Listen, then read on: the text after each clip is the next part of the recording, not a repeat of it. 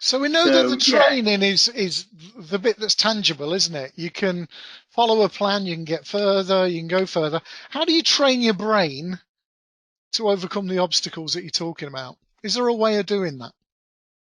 absolutely. You can't set aside body from mind. You can't do vice versa. Body and mind may be two different things, but they are totally interdependent with one another.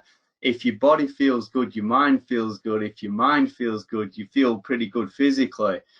When you're training, there's always in everything now, and even within the COVID pandemic, everything's focused around physical issues and not much talk about mental issues. It's cropping up now and again, but unfortunately, mostly in the negative aspect of there's no help for Mm. mental issues. So when you're training physically, you're training mentally, and if your training's right, you are naturally training your mentality.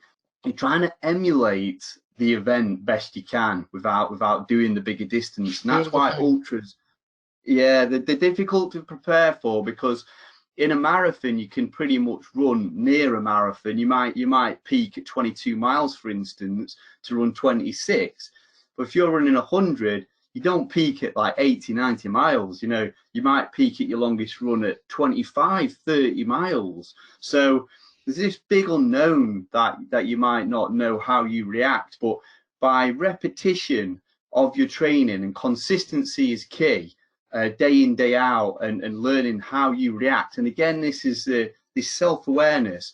How do you react when you're cold? How do you react with low blood sugar?